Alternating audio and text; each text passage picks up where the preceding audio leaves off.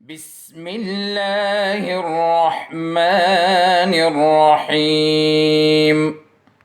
बिस्मिल्लाहिर्रहमानिर्रहीम। Okay students, class 6 physics में आज हम पढ़ेंगे काइनेटिक एनर्जी। ये फॉर्म ऑफ एनर्जी है। इससे पहले हमने पढ़ा पोटेंशियल एनर्जी, वो एनर्जी जो किसी बॉडी के पोजीशन या उसके कॉन्फ़िगरेशन की वजह से उस बॉडी में स्टोर हो जाए, उसको हम पोटेंशियल एनर्जी कहते हैं। आज पढ़ेंगे काइनेटिक एनर्जी।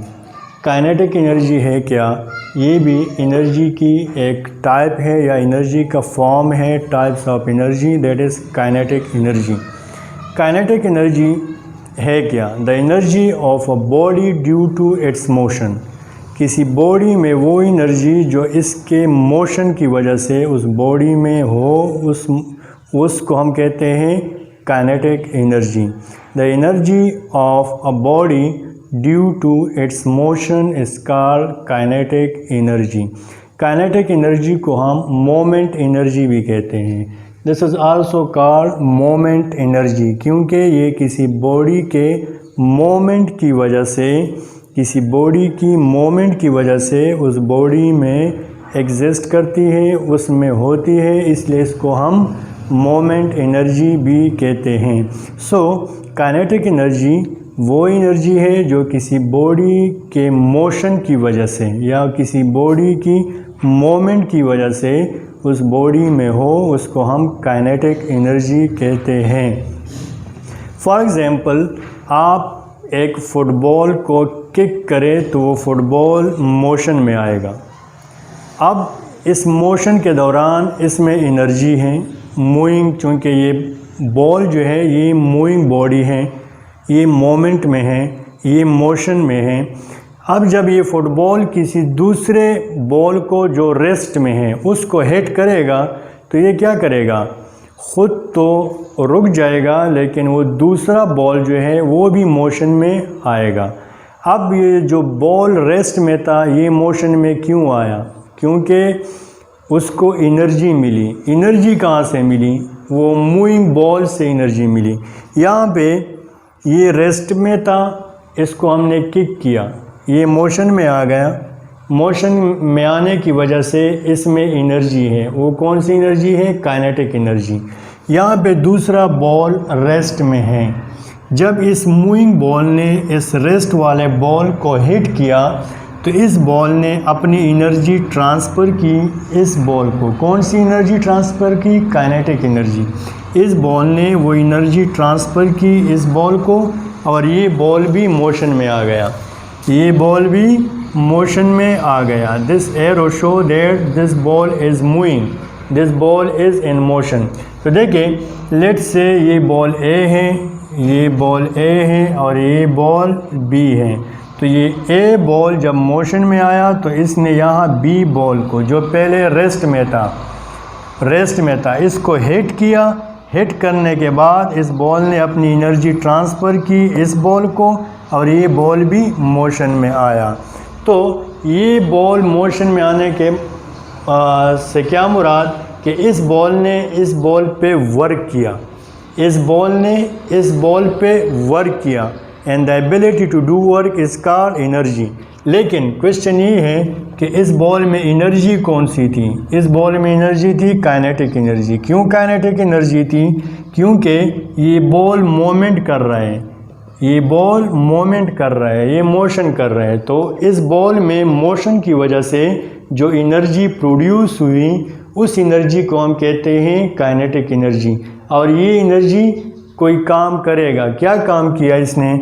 इसने जो बॉल बी रेस्ट में था इसको मोशन में ले आया, इसको मोशन में ले आया। So the energy of a body due to its motion is called kinetic energy. इसी तरह अगर हम देख लें हैमर को जब हम, यानी हैमर के ज़रिए जब हम किसी कील को हिट करते हैं तो ज़ाहिरी बात है ये हैमर क्या करेगा? मोशन करेगा। अब इस हैमर की मोशन की वजह से जब हमने यहाँ पे इस कील को हिट किया तो ये इस वुड में फिक्स हुआ, इस वुड में फिक्स हुआ। अब इस हैमर के मोमेंट की वजह से एनर्जी प्रोड्यूस हुई और वो एनर्जी क्या है, काइनेटिक एनर्जी, के काइनेटिक एनर्जी। तो इस हैमर के मोमेंट की वजह से ये इस तरह मोमेंट कर रहे हैं, क्या कर रहे हैं, मोमेंट कर रहे हैं। इसकी मोमेंट की वजह से इस हैमर में काइनेटिक एनर्जी है। जब इसने कील को हिट किया तो इस हैमर ने काम किया, इस कील पे वर्क किया। हाँ, the work is done by hammer, work is done by what, by hammer. इस हथौड़े ने काम किया, किस चीज़ पे काम किया, इस कील पे काम किया। क्या काम किया, इसको इस वुड में फिक्स कर लिया। लेकिन एनर्जी कौन सी यूज़ की इसने, इस काम करने के लिए तो एनर्जी की ज़रूरत होती है, लेकिन इस हैमर ने एनर्जी कौन सी यूज़ की, वो यूज़ की काइनेटिक एनर्जी। और काइनेटिक एनर्जी इस हैमर में कहाँ से आई, वो हैमर के मोमेंट की वजह से, इस हैमर की मोमेंट की वजह से इस हैमर में एनर्जी आई। और इसने जब कील को हिट किया तो इस पे काम किया, काम क्या किया, इसको फिक्स किया। तो काइनेटिक एनर्जी, चूँकि energy is the ability to do work, यहाँ पे हैमर ने काम किया, वर्क किया, कील पे वर्क किया। और हैमर में एनर्जी आई कहाँ से, वो उस हैमर के मोमेंट की वजह से। जब हमने हैमर को मोमेंट दिया तो उस मोमेंट की वजह से इसमें काइनेटिक एनर्जी प्रोड्यूस हुई। और उस काइनेटिक एनर्जी ने यहाँ पे इस कील पे या इस नेल पे वर्क किया, उसको फिक्स किया, उसको वुड में फिक्स किया। इसी तरह अगर आप विंड मिल्स, आजकल तो कम है, पुराने ज़माने में विंड मिल्स हुआ करते थे जो बिजली प्रोड्यूस करने के लिए यूज़ हुआ करते थे। एक बड़ा टावर जो किसी हिल स्टेशन या किसी पहाड़ या किसी ऊंचे जगह पे जहाँ पे एयर का प्रेशर ज़्यादा हो, वहाँ पे उसको फिट किया जाता था। तो जब हवा, उसके जो ऊपर पंखे लगे होते थे, फ़ैन यानी बड़े बड़े पंखे, बड़े बड़े फ़ैन लगे होते थे, तो वो हवा उस पैन को रोटेट करते थे। और उसकी रोटेशन की वजह से नीचे जनरेटर लगा होता था, वो जनरेटर को मूव करते थे। और जब जनरेटर मूव यानी होता था तो इलेक्ट्रिसिटी प्रोड्यूस होती थी। वो आजकल थोड़े कम है, पुराने ज़माने में बहुत ज़्यादा हुआ करते थे। जब ये डैम वगैरह या ये सोलर बिजली या न्यूक्लियर पावर स्टेशन नहीं थे तो लोग इस तरह बिजली बनाते थे with the help of wind mills. तो देखिए ये इस तरह पंखे थे, ये एक टावर जो ज़मीन के साथ लगा हुआ है। ये डॉटेड क्या है, ये एयर है। Million of air particles, million billion of air particles motion करते थे। मोशन की वजह से इस फ़ैन को या इसके जो फ़ैन है इसको हिट करते थे। हिट करने की वजह से ये रोटेशन करते थे इस तरह ये, और इस रोटेशन की वजह से यहाँ पे नीचे जनरेटर लगा होता था, वो जनरेटर मूव करता था। तो उस जनरेशन के या उस जनरेटर के मोशन की वजह से इलेक्ट्रिसिटी प्रोड्यूस होती थी। तो देखिए यहाँ पे ये जो एयर पार्टिकल है इसमें काइनेटिक एनर्जी है। क्यों काइनेटिक एनर्जी है?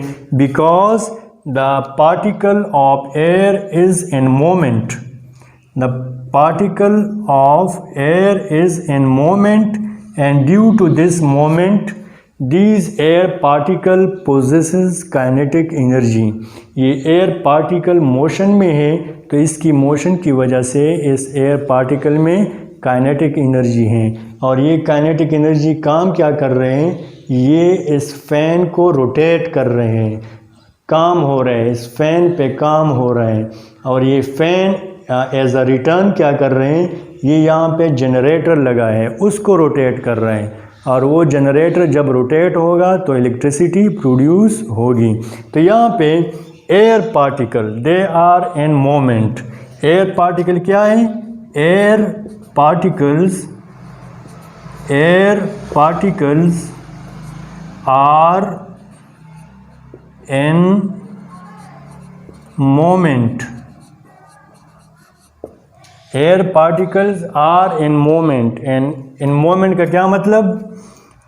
कि इसमें काइनेटिक एनर्जी है, it possesses kinetic energy this air particles, और इस एयर पार्टिकल की वजह से ये विंड मिल्स रोटेट कर रहे हैं और इलेक्ट्रिसिटी प्रोड्यूस कर रही है। तो ये तो था kinetic energy, the energy of a body due to its motion, due to its movement is called kinetic energy.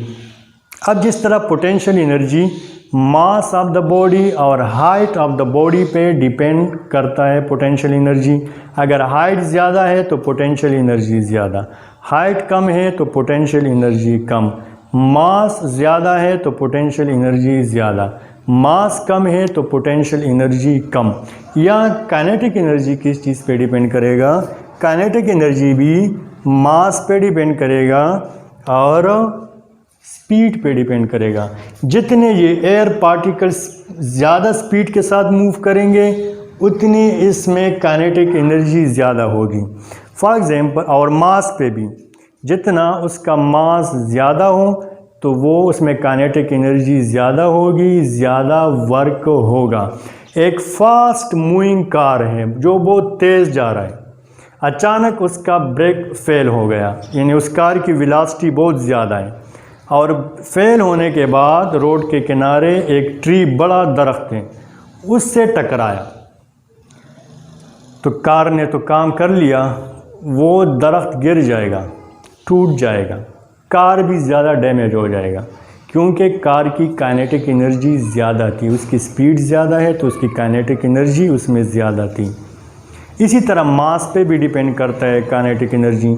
अब अगर एक ट्रक है जिसमें यानी चलो उसमें यानी पोटैटोज़ हैं बहुत ज़्यादा, पोटैटो की यानी बोरियां हैं, या चीनी से बहुत ज़्यादा यानी लोडेड है, लोडेड ट्रक है, और वो तो जब लोडेड ट्रक है इसका मतलब है कि उसका मास ज़्यादा है, भारी है, मास ज़्यादा है, और ड्राइवर ड्राइव कर रहे हैं और अचानक उसको नींद आ गई, ट्रक रोड से फिसल गया, 3-4 दरख्तों को उसने क्रश कर लिया, क्योंकि यहाँ उसका अब अगर साइकिल पे कोई जा रहा है और उसको नींद आ गई, वो उस रोड से बाहर गया, तो क्या वो दरख्त को हिट करने के बाद दरख्त टूट जाएगा? नहीं, दरख्त क्रश नहीं होगा, क्योंकि साइकिल का मास कम है। जब इसका मास कम है तो इसमें काइनेटिक एनर्जी कम है, और ट्रक का मास ज़्यादा है तो इसमें काइनेटिक एनर्जी ज़्यादा है, तो ये ज़्यादा वर्क करेगा, और साइकिल चूँकि उसका मास कम है वो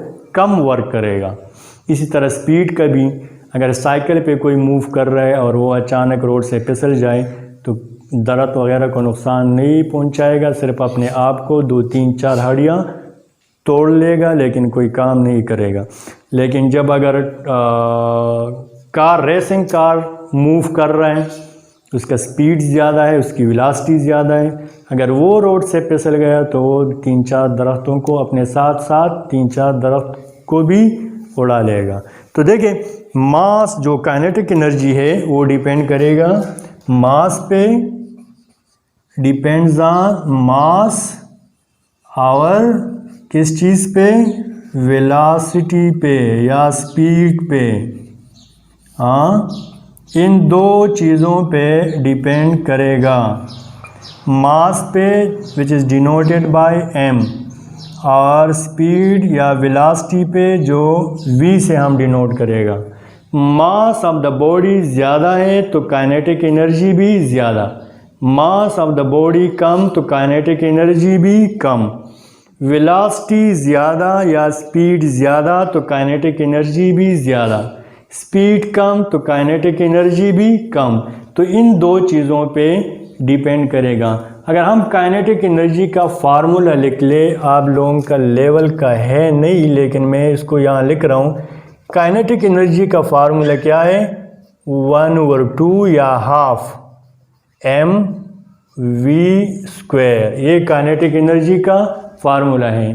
kinetic energy is equal to half mv², यानी मास मल्टीप्लाइड वेलोसिटी। इसलिए हम कहते हैं कि काइनेटिक एनर्जी डिपेंड करेगा मास पे, काइनेटिक एनर्जी डिपेंड करेगी वेलोसिटी पे। काइनेटिक एनर्जी मास ज़्यादा तो काइनेटिक एनर्जी ज़्यादा, मास कम तो काइनेटिक एनर्जी कम, वेलोसिटी ज़्यादा या स्पीड ज़्यादा तो काइनेटिक एनर्जी ज़्यादा, स्पीड कम तो काइनेटिक एनर्जी कम। तो क्या स्टूडेंट, ये आज का टॉपिक था काइनेटिक एनर्जी। इसको नीट एंड क्लीन लिख ले, व्हाट्सएप ग्रुप में शेयर कर लें। कोई क्वेश्चन हो काइनेटिक एनर्जी के बारे में, you can ask me through WhatsApp. इंशाल्लाह नेक्स्ट वीडियो के साथ दोबारा हाजिर होंगे। तब तक के लिए अल्लाह हाफिज़। अल्लाहुम्मा अन्फ़अना बिमा अल्लमतना वअल्लिमना मा यंफ़अुना वज़िदना इल्मा।